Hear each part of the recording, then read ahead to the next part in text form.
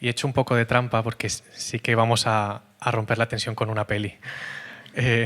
Y vamos a empezar con un vídeo, así que ¿lo tenemos? Bien, David. Cuéntanos algo sobre ti.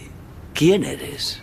Bueno, soy ayudante del gerente de una gran empresa de productos para mascotas. Dave, no quiero que nos cuentes lo que haces. Explícanos quién eres. Oh, de acuerdo. Soy un buen tío y me gusta jugar al tenis de vez en cuando. No nos interesan tus aficiones, Dave. Es más sencillo. Dinos quién eres. No sé. A lo mejor si me da un ejemplo de lo que sería una respuesta adecuada. ¿Tú qué dijiste? ¿Pretendes que Lou te diga quién eres? No, yo solo... Soy una persona tranquila y pacífica y a lo mejor soy un poco indeciso algunas veces. Dave, tú hablas de tu personalidad. Yo quiero saber quién eres. No sé qué quiere que le diga. ¿Cómo se parece Adam Sandler a Andresito,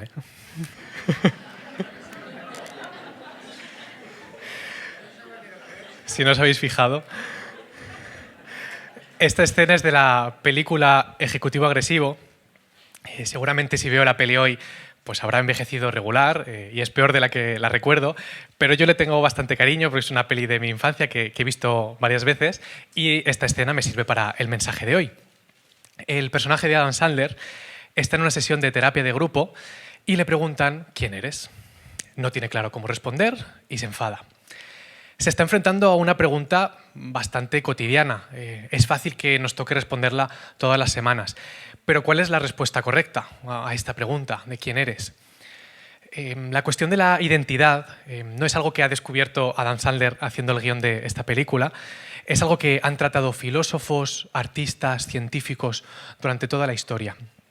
El protagonista de esta peli asocia su identidad a su trabajo, dice, pues trabajo en este sitio, lo asocia a sus aficiones, lo asocia a su personalidad. Quizá tú te identificas con esto, pero a lo mejor tú, si te preguntan quién eres, lo asocias a tu rol familiar. Dices, soy padre, madre, hermano, hijo. O mi identidad está en mi nacionalidad, en mi raza, en la historia de mi país.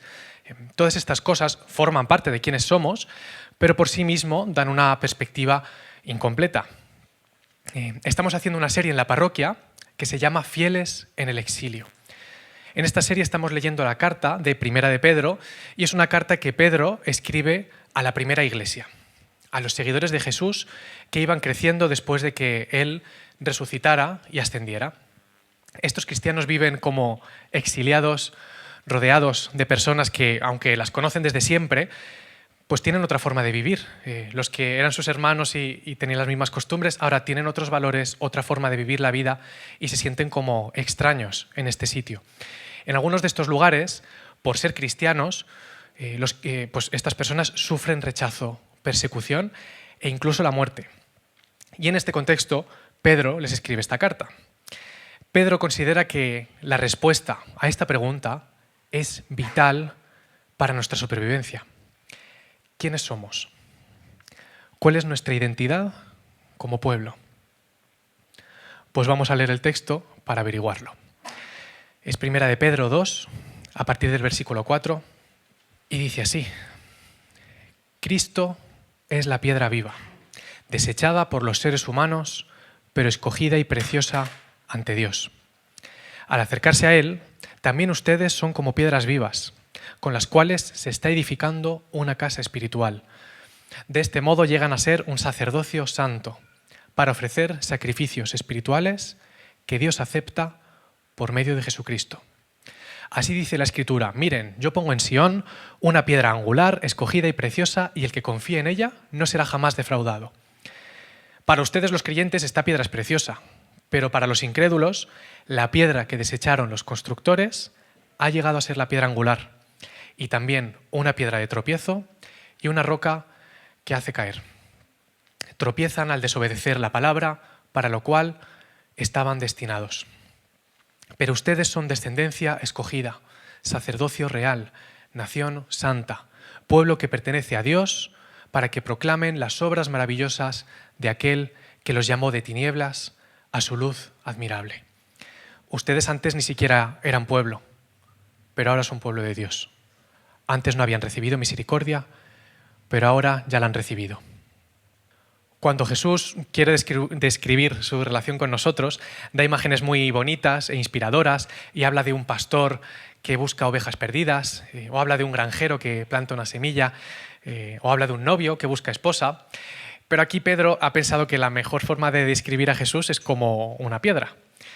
Si no os habéis fijado, piedra es la palabra que más se repite en este texto. Lo dice 7 veces y además una vez que dice roca, pues en total 8, en 6 versículos. Se habla de una piedra viva, que es Jesús. Dice que si nosotros nos acercamos, también seremos piedras vivas. También se habla de una piedra angular, que es escogida y preciosa, en la que debemos confiar. Pero también se habla de que esta piedra hay constructores que la han desechado y ha acabado siendo una piedra de tropiezo y una roca que hace caer. Jesús es la piedra del templo angular, pero va cambiando la metáfora y ahora Jesús también es el edificador que está construyendo ese templo, que somos nosotros, porque nosotros somos piedras que forman este templo, pero también somos sacerdotes que trabajamos dentro de él. Todo claro, ¿no? Si eres un fan de los minerales, este texto igual te encanta. Yo confieso que me he mareado un poco con todas las piedras que se mencionan y la idea de piedra viva a mí no me inspira mucho, no le veo mucho sentido. Pero para los judíos sí que tiene más sentido. Pedro nos habla de la construcción de un templo. Y esto para los judíos es algo muy relevante. Hay un templo en Jerusalén que inició el rey David y que se terminó de construir después de su muerte. Y es un símbolo de lo que se llama el Antiguo Pacto. Pero en este caso, Pedro no está hablando de este templo físico literal que podemos ver. Este templo ha sido muy importante para el pueblo de Israel, pero Pedro nos dice que esto es solo un símbolo comparado con lo que viene después. En este templo, esta casa espiritual que dice la versión NVI, cada persona, cada creyente, pasamos a ser una piedra viva que se coloca en esta casa espiritual. Nos colocamos como piedras vivas alrededor de una piedra principal. Una piedra angular, preciosa y escogida, que es Jesús. Jesús es el cimiento sobre lo que todas las demás piedras son edificadas en este nuevo templo.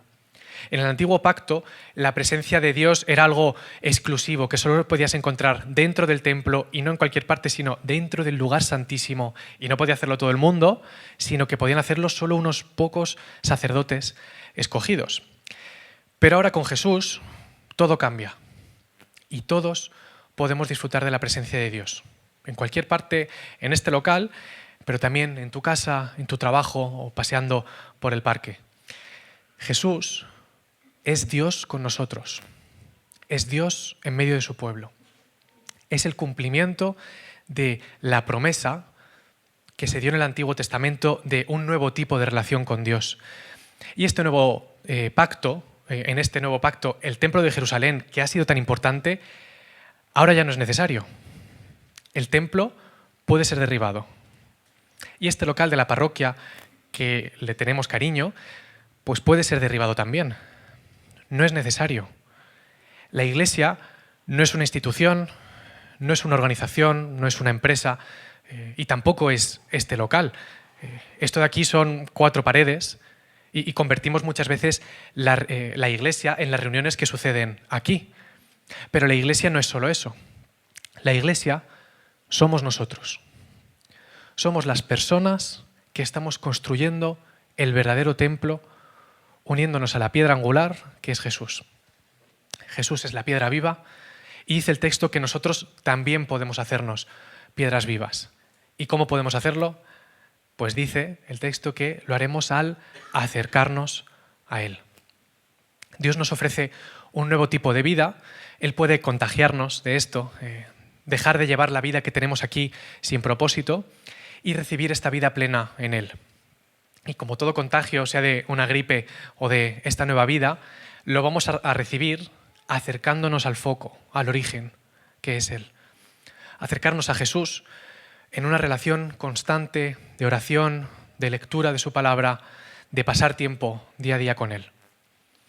Y al acercarnos a esta piedra viva, que es Jesús, nosotros pasamos de muerte a vida, resucitados junto con Él. En arquitectura, la piedra angular es una piedra que si la quitas, el edificio que hay alrededor se cae, no funciona. Quizá pensamos, como pueblo de Dios, que estamos construyendo la iglesia, nuestras vidas alrededor de Jesús, pero quizás sin darnos cuenta estamos poniendo otra piedra distinta en el centro. Somos un pueblo en el exilio, como estamos diciendo estas semanas, y en una situación complicada como esta es muy fácil que cambiemos la piedra angular por otra distinta. Otra piedra que nos da más seguridad o que nos da la aprobación de los demás. El texto dice que aunque Jesús es una piedra preciosa, pues hay personas que la han rechazado. Y uno de los motivos de que nosotros busquemos otra piedra en lugar de Jesús es que no queremos que nos rechacen, nos gusta que nos acepten. Y sustituimos al mismo Jesús por las cosas buenas que Él nos da. Y cuando hacemos esto, cuando cambiamos de piedra angular, estamos cambiando de Dios y estamos cambiando de identidad. Quizá hoy la Iglesia no es como debería ser porque Cristo ha dejado de ser la piedra angular. ¿Cuál es la piedra sobre la que apoyamos nuestra vida? ¿Alrededor de qué otras piedras puede estar la Iglesia construyendo este nuevo templo? En la Biblia se nos habla de otros edificios distintos al templo judío, que son templos o altares para otros dioses, dedicados a ídolos que no son Dios. Un ídolo es cualquier cosa que pones en el centro de tu vida. Es algo que para ti es más importante que Dios. Tim Keller lo describe como cualquier cosa que cautive tu corazón y tu imaginación más que Dios. Cualquier cosa en la que pones tu esperanza. Un ídolo es algo tan importante en tu vida que si lo pierdes vas a sentir que se desmorona todo, que tu vida ya no tiene sentido. Algo que tiene los mandos de tu corazón, algo en lo que inviertes tu pasión, tu energía, tu dinero. Es fácil identificar los ídolos de otras personas y vemos que esta persona vive para el dinero, o su Dios o su ídolo es la fama, o el sexo, o el poder, o la aprobación de los demás. Son sus ídolos, pero es más difícil verlo en uno mismo.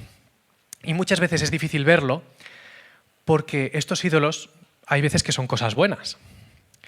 Tu ídolo puede ser tu familia, puede ser tu marido, tu mujer, tus hijos, puede ser tu carrera o tu trabajo, puede ser tu salud, puede ser una gran causa social o política por la que merece la pena luchar, es algo bueno.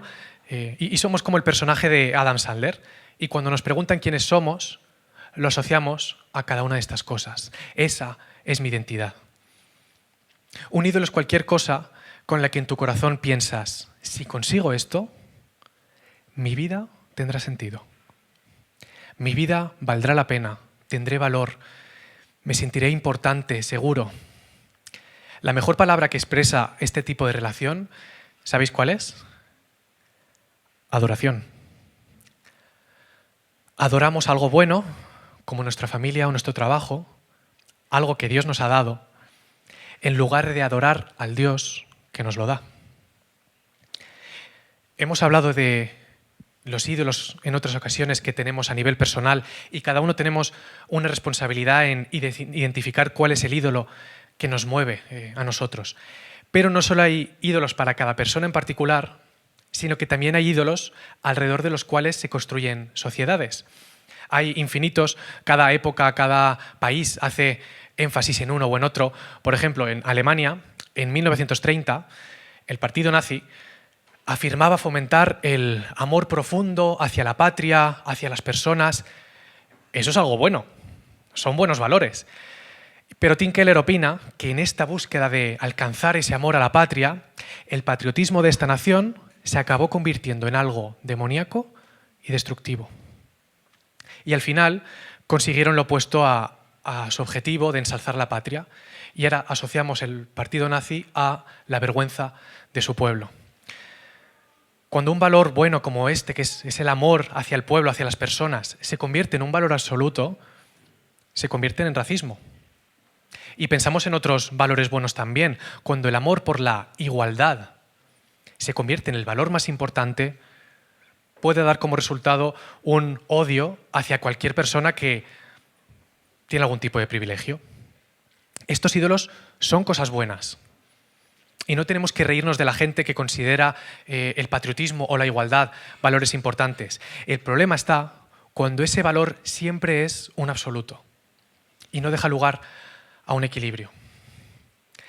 Y este equilibrio sano entre todos los valores buenos solo puede darse de una forma. Y es cuando Dios está en el centro. Es interesante hablar de los ídolos que tiene la sociedad en la que vivimos, como la libertad, el sexo, la comodidad, pero hoy quiero centrarme en los ídolos en los que podemos caer nosotros como iglesia. Recordamos que somos un pueblo en el exilio, como estamos diciendo muchas veces, y este exilio no debemos vivirlo solos. Debemos vivir el exilio como un pueblo, ser estas piedras que nos unimos a esta piedra viva. Y no equivocarnos y construir nuestra iglesia alrededor de otras piedras que también son buenas, pero no son la piedra angular que puede sostenerlo todo. Y hoy vamos a hacernos esta pregunta. ¿Qué ídolos amenazan a la iglesia con quitar el lugar central que tiene Jesús? Quiero hablar de 3 ídolos que pueden quitarle a Jesús el centro. Primero, poner la comunidad en el centro. Hay algo en lo que cristianos y ateos estamos bastante de acuerdo, que es la importancia de las relaciones, de compartir tiempo y espacio con otras personas.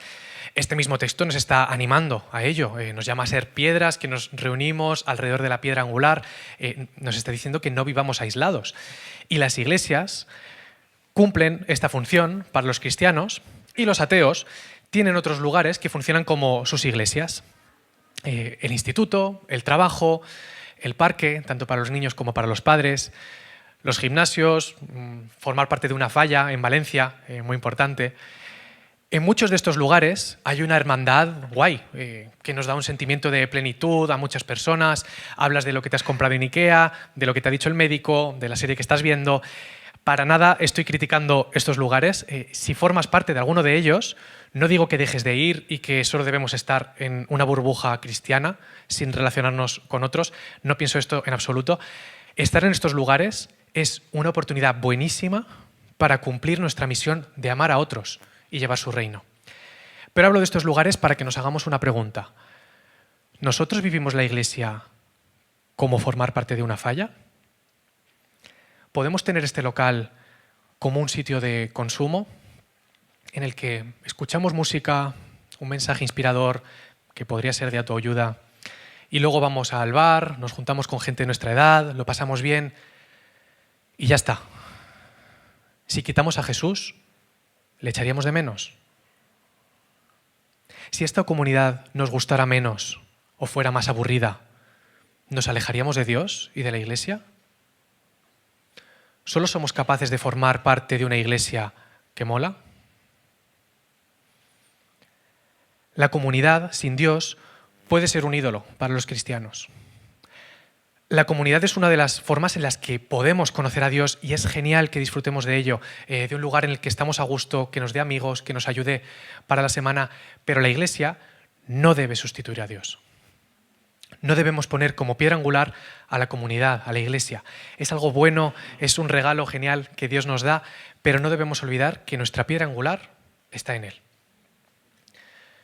Segundo ídolo, poner el servicio en el centro. El texto dice que somos piedras vivas formando un templo, pero también dice el versículo 5, de este modo llegan a ser un sacerdocio santo. Vivir con Jesús nos convierte en sacerdotes. Por si no lo sabías, pues eres uno. Somos sacerdotes que trabajan en este templo que estamos formando. Y dice el texto, si lo continuamos, que somos sacerdotes para ofrecer sacrificios espirituales. En la Biblia se habla bastante de cómo pueden ser estos sacrificios y habla de justicia social, de ayudar al débil, al oprimido, de la alabanza, de la gratitud a Dios, de dar nuestra vida por completo. Hay un llamado a no vivir nuestra vida con Jesús de forma consumista, no ser sujetos pasivos en la misión de Dios, tanto dentro de las cosas que hacemos en la iglesia como fuera, sino sumarnos a su misión de traer el reino. Es una responsabilidad que tenemos que asumir en la construcción de la Iglesia y en la misión fuera de ella. Y es un sacrificio que muchas veces pues, no apetece porque nos quita un trozo de nuestra vida personal. Pero dice el texto que no valen todo tipo de sacrificios. Quizá estamos haciendo sacrificios que no son agradables a Dios. ¿Y si nos estamos desgastando en una iglesia que no es la que Jesús deseaba? ¿Cómo podemos hacer sacrificios que sean agradables a Él? En la versión de la palabra, y leo ahora el versículo entero, dice: de este modo llegan a ser un sacerdocio santo para ofrecer sacrificios espirituales que Dios acepta por medio de Jesucristo. Por medio de Cristo. Muchos de aquí estamos sirviendo en algún área de la iglesia y el texto nos dice que deberíamos hacerlo a través de Jesús. Pero hay veces que no es así.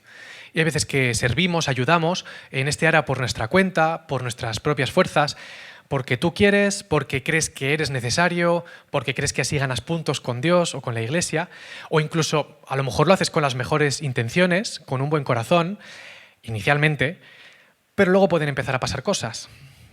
A veces tu servicio provoca que algunas personas te den palabras de afirmación por tus buenas ideas, tu buena actitud, te dicen lo bueno que eres y tú empiezas a sentir que es verdad, que realmente pues sí que eres bueno, que mereces esa admiración.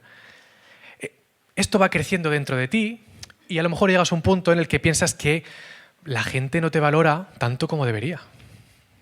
Te da la sensación de que han olvidado todos tus esfuerzos, tu sacrificio, y empiezas a pensar que son unos desagradecidos, que sin ti este proyecto no funcionaría.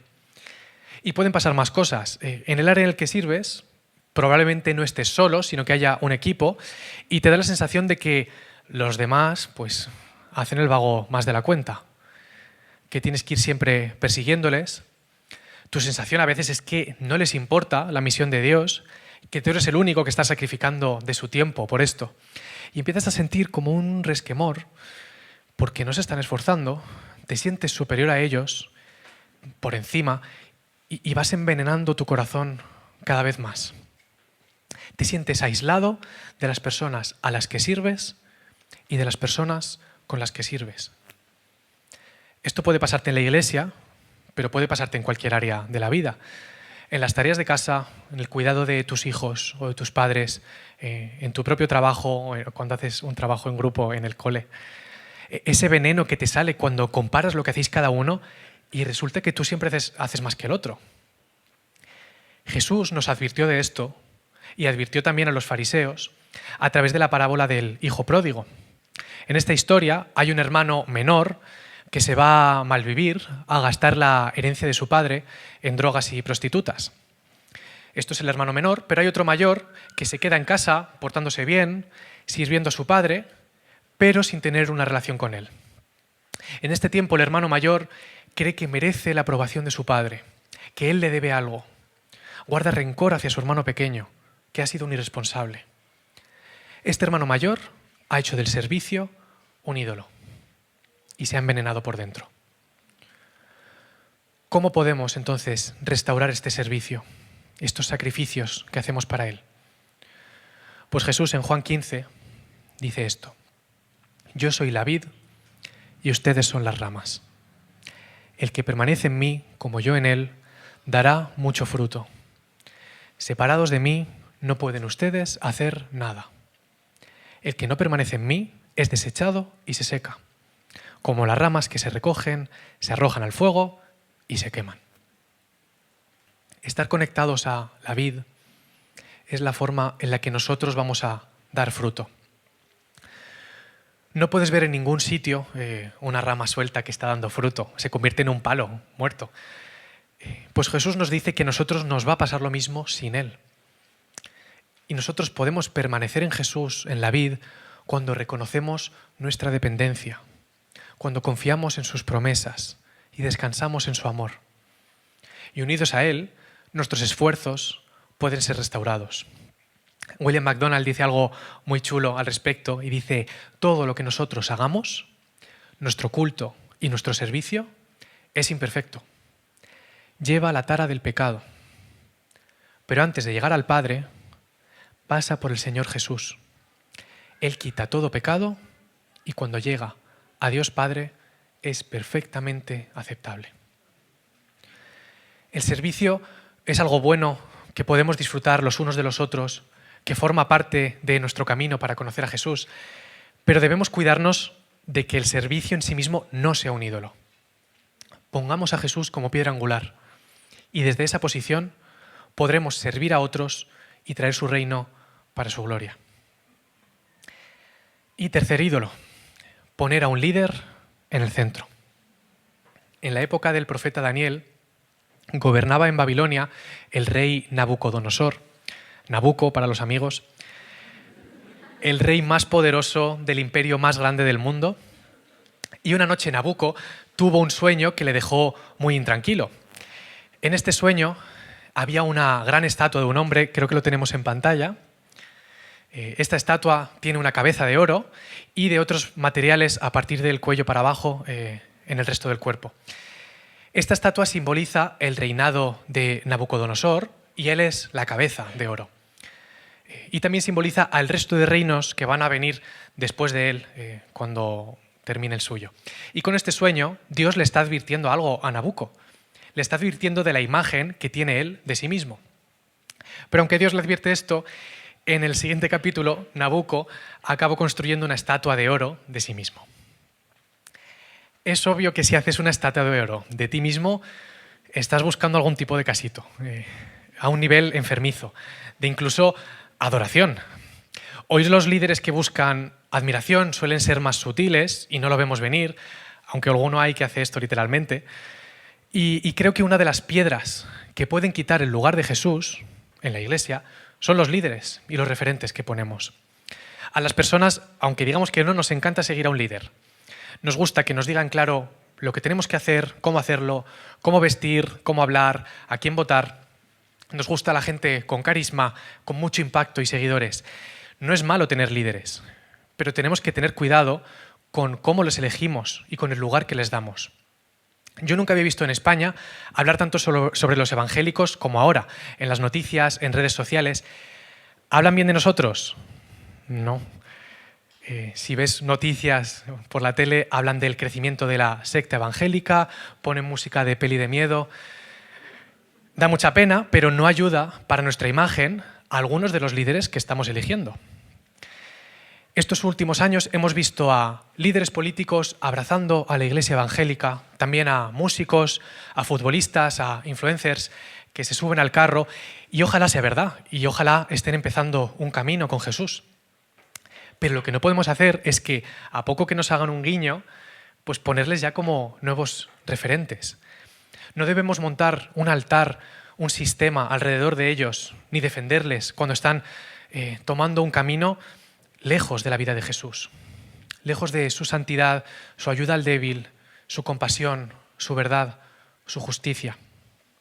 Y esto no va solo por los nuevos líderes o los que está claro que son mal ejemplo, incluso con los mejores, con personas admirables que conocemos.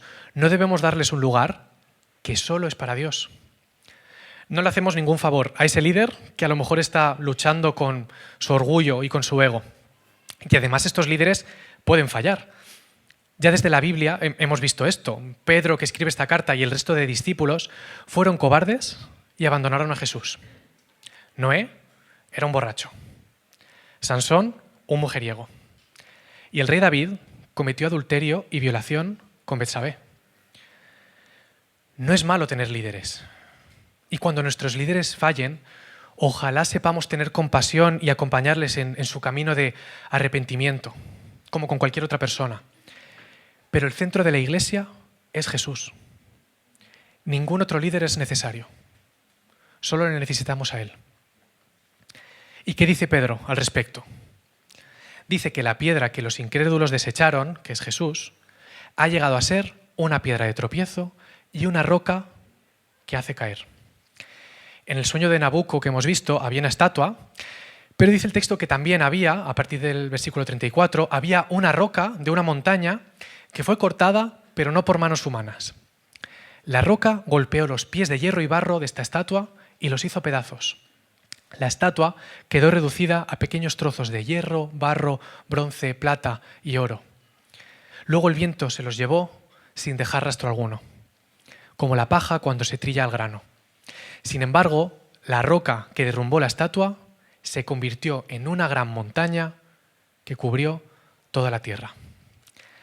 ¿Qué es esta roca que aparece de repente? Nabucco no lo entiende, pero Daniel se lo explica y le dice que esta roca simboliza al Dios del cielo, que establecerá un reino que jamás será destruido o conquistado. Aplastará por completo a esos reinos y permanecerá para siempre. Con Jesús estamos unidos a la roca segura, que gobernará sobre todo reino y nación. Ningún otro líder puede tomar esa posición. Que Jesús siga siendo la piedra angular alrededor de la cual giremos como iglesia. Podemos despistarnos a veces con otras cosas, pero es muy importante que recordemos esta pregunta. ¿Quiénes somos como seguidores de Jesús? ¿Cuál es nuestra piedra angular como pueblo en el exilio? Lo que nos une no es una comunidad chula en la que estamos a gusto. Lo que nos une no es que desarrollamos nuestros dones o nos sentimos bien ayudando a los demás. Lo que nos une como pueblo en el exilio no es un líder carismático o un líder político. Lo que nos une ni siquiera es la historia del pueblo de Israel y ni siquiera son valores buenos como la familia o la generosidad. Lo que nos une como pueblo, nuestra piedra angular, es la persona de Jesús. Y nada más. El centro de la iglesia no es más que Jesús. Y podemos construir este nuevo templo, esta casa espiritual, alrededor suyo, recibiendo una nueva vida. Es muy bonito que sea Pedro el que escribe este texto, y un motivo es porque él ha vivido este cambio. Recordamos que su nombre real es Simón, pero Jesús le pone un mote que es roca o piedra. Pedro ha vivido el cambio de ser una piedra inerte a una piedra viva. Y él nos dice que Jesús puede hacer lo mismo por nosotros. Nosotros podemos ser herederos de este título, de este mote de piedra viva. Y podemos formar parte de ese templo que Dios está construyendo por medio de Jesús. Solo tenemos que hacer una cosa: acercarnos a Él. Acercarnos por medio de la lectura de la palabra, de la oración, de las relaciones con otros. Y hay otro motivo que es especial por el que Pedro escribe esto. Y es porque él es judío y ha tenido muchos prejuicios, incluso racismo, con los que no lo son, con los gentiles. A Pedro le ha costado entender que personas como Cornelio u otros son herederos de Jesús. Y Pedro incluso les ha llegado a llamar inmundos. Pero esta carta Pedro se la dirige a ellos. Y se dirige de esta forma. Pero ustedes son descendencia escogida, sacerdocio real, nación santa, pueblo que pertenece a Dios, para que proclamen las obras maravillosas de aquel que los llamó de las tinieblas a su luz admirable. Ustedes antes ni siquiera eran pueblo, pero ahora son pueblo de Dios. Ustedes no habían recibido misericordia, pero ahora ya la han recibido. Antes solo los descendientes de la sangre de Abraham, de un linaje, eran su pueblo, y nosotros no éramos pueblo. Pero ahora, a través de la sangre de Jesús, somos pueblo de Dios. No habíamos recibido misericordia, pero ahora ya la hemos recibido. Estábamos en tinieblas, pero la venda cayó de nuestros ojos. Hemos recibido la vista y podemos ver la luz de Dios. Podemos disfrutar de su presencia, ser piedras vivas, construyendo nuestra vida y nuestra iglesia alrededor de Cristo. Y ahora nosotros podemos llevar esa luz de Dios para el mundo. Y quiero terminar con una pregunta para que pensemos a nivel personal. ¿Qué puedes aportar de modo personal para que Jesús sea la piedra angular de esta comunidad? Lo repito, que es un poco lioso. ¿Qué puedes aportar de modo personal para que Jesús sea la piedra angular de esta comunidad? Puede ser incorporarte de alguna forma al servicio, o si ya estás sirviendo, confesar cómo está tu corazón en este proceso, si te has encontrado con el orgullo o el rencor. Puede ser reconciliarte con tu hermano con el que a lo mejor no quieres formar parte de esta iglesia. Puede ser orar por los líderes. Y si no formas parte de esta comunidad y vienes de visita, mensajes como este forman parte de que construyamos una comunidad conforme al corazón de Jesús y también así poder recibiros lo mejor posible. Y estáis invitados a sumaros como piedras vivas a la Iglesia de Jesús. Cerramos con un momento de silencio para pensar en esta pregunta.